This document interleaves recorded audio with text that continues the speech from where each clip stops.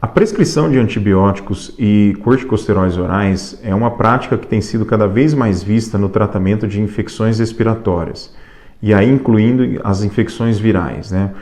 Muitos pacientes procuram muitas vezes serviços de pronto atendimento com quadros característicos de uma síndrome viral, como tosse persistente, febre, dor no corpo e obstrução nasal com coriza, e muitas vezes acabam saindo com aquela receitinha contendo um antibiótico e um corticoide oral.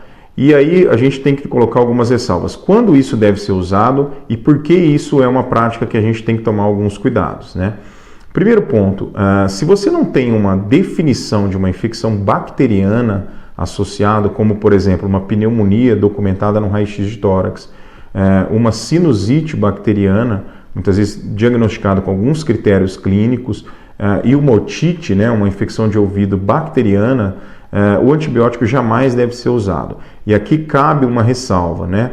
O fato de um paciente muitas vezes persistir com febre por mais de 4 ou 5 dias, isso não significa que ele tenha uma infecção bacteriana.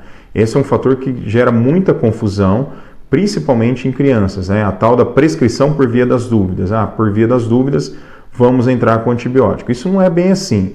A gente sabe que infecções virais, elas podem levar a quadros de febre alta e podem ser febre por um período prolongado, durando até uma semana de quadro de febre, sem que isso signifique, por exemplo, uma infecção bacteriana. Então, nesse caso, o antibiótico ele é completamente desnecessário, tá? E o que ele pode acontecer se você ficar usando antibiótico de maneira inadequada? Além da questão dos efeitos colaterais, né?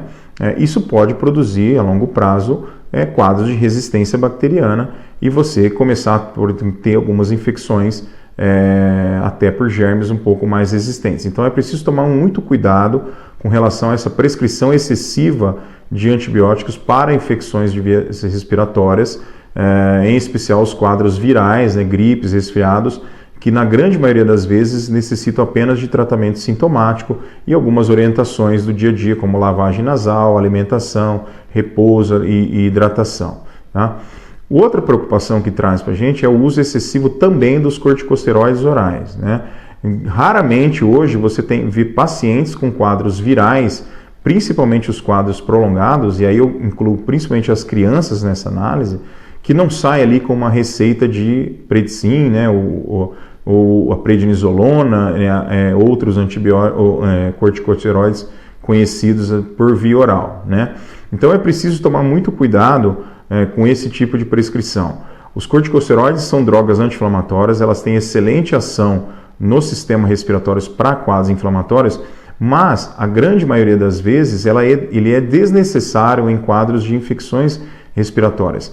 Já existem estudos clínicos mostrando que o uso de corticosteroides orais em crianças por um quadro viral, como influenza ou resfriado por rinovírus, por exemplo, não alterou a evolução dos sintomas, ele não fez com que as crianças, por exemplo, tivessem melhora dos sintomas mais precocemente, e a longo prazo esse uso repetido de corticosteroides oral, né, pode levar a efeitos colaterais, tanto agudos quanto efeitos crônicos, né?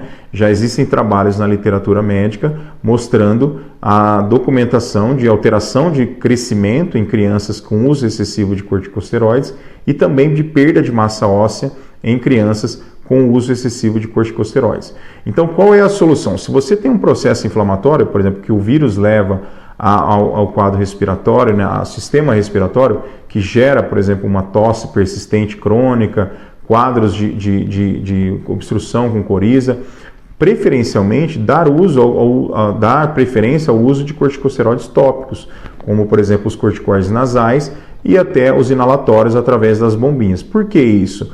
Porque a dose que você usa de corticosteroides nesses quadros, né, nessas situações, usando o corticoide nasal ou o inalatório, ele é muito menor do que a dose do corticoide oral. Então, por exemplo, um comprimido de 20 mg de prednisolona, ele pode ter até 100 vezes mais corticoide do que uma dose inalatória de um corticosteroide inalatório, como a budesonida, por exemplo. O nasal, por exemplo, para tratamento de quadros respiratórios, como rinites, como resfriados, como aquelas congestões nasais, ele pode ter até 100 a 200 vezes menos corticoide do que o uso de corticoide oral, que é muitas vezes prescrito na forma de xaropes ou comprimidos. Então é preciso tomar esse cuidado, porque muitas vezes você vai estar somando efeitos colaterais por uma dose excessiva de corticoide, quando em boa parte ele sequer precisaria ser usado ou até poderia ser usado de outra maneira, através do uso de medicação inalatória ou nasal. Então é preciso tomar cuidado com essa prescrição excessiva de corticosteroides e antibióticos em quadros virais, porque nem sempre ou quase nunca elas são necessárias. Infecções virais, principalmente, o tratamento é repouso, hidratação, alimentação adequada e medicação sintomática. Lavagem nasal com soro fisiológico, antialérgicos, antitérmicos e aguardar que o teu sistema imunológico ajude aí na resolução do quadro. O uso de antibióticos é desnecessário na grande maioria das vezes, exceção feita se você tiver um processo bacteriano, e isso precisa ser documentado, e o uso de corticoide oral, na grande maioria das vezes, também é desnecessário e pode trazer efeitos colaterais a curto e a longo prazo. Então é preciso tomar cuidado com esse tipo de prescrição.